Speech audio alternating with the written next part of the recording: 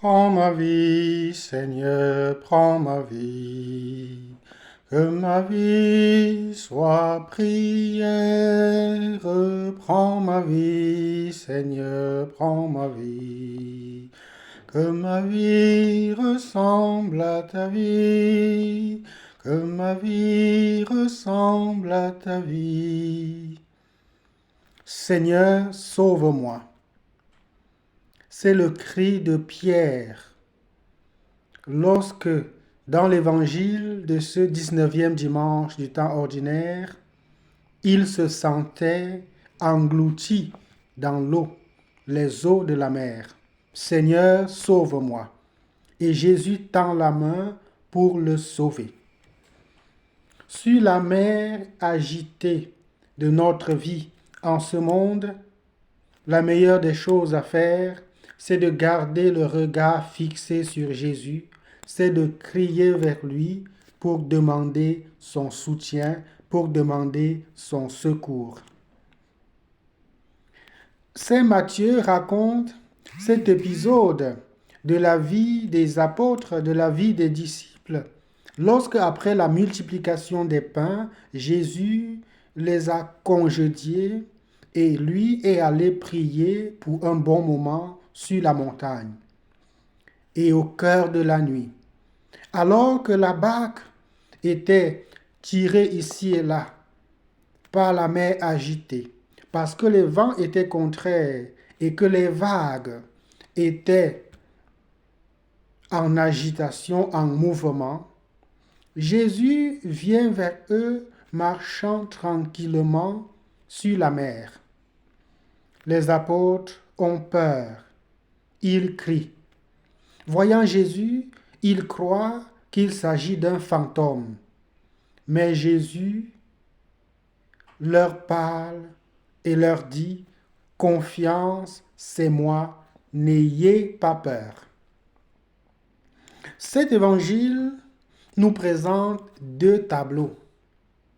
D'un côté, nous voyons Jésus qui marche tranquillement sur la mer. Marcher sur la mer, et nous savons que dans la Bible, la mer, avec les vagues, avec la tempête, avec le vent, c'est le symbole des forces de la nature, mais c'est aussi le symbole des démons, le symbole des esprits infernaux. Nous le voyons déjà dans le récit de la création, lorsque Dieu, par la parole créatrice, impose son ordre aux eaux, au chaos primordial. Jésus alors, qui marche sur la mer, dit sa puissance, sa prédominance sur les forces du mal, sur les forces des ténèbres. Jésus qui commande aux vagues, au vent et à la tempête, dit très bien que c'est lui le maître du monde. Là, c'est le premier tableau. De l'autre côté, nous voyons le deuxième tableau, c'est la barque avec les disciples. Bien reconnu ou interprété dans la tradition de l'Église comme la barque de Pierre. C'est le symbole de l'Église.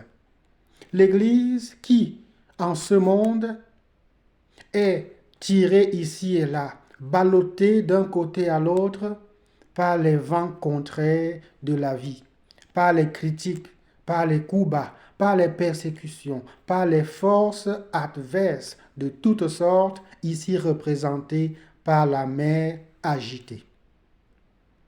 D'un côté, Jésus est serein et marche sur les eaux.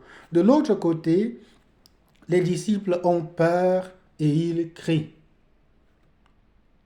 Nous comprenons très bien de quel côté nous nous situons bien souvent. Nous nous situons du côté des disciples.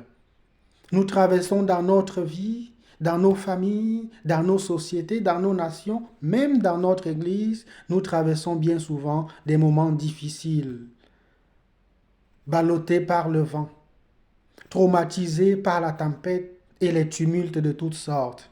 Et nous avons l'impression que tout est fini. C'est alors que les apôtres nous invitent à lever les yeux pour regarder au loin et crier vers le Seigneur. Oui, lorsque tout semble fini, c'est là qu'il faut crier avec courage vers le Seigneur, comme le fait Pierre. Seigneur, sauve-moi. Et nous le voyons très bien. Lorsque Pierre a les yeux fixés sur Jésus, il peut lui-même marcher sur les eaux. Jésus lui dit, viens. Et Pierre descend de la barque et se met à marcher sur la mer. Mais lorsque Pierre détourne le regard, lorsqu'il commence à douter, c'est en ce moment-là qu'il commence à s'enfoncer. La peur et le doute peuvent nous faire perdre pied. L'invitation du Seigneur s'adresse donc à nous, à tout moment, dans tous les moments difficiles, compliqués de notre vie.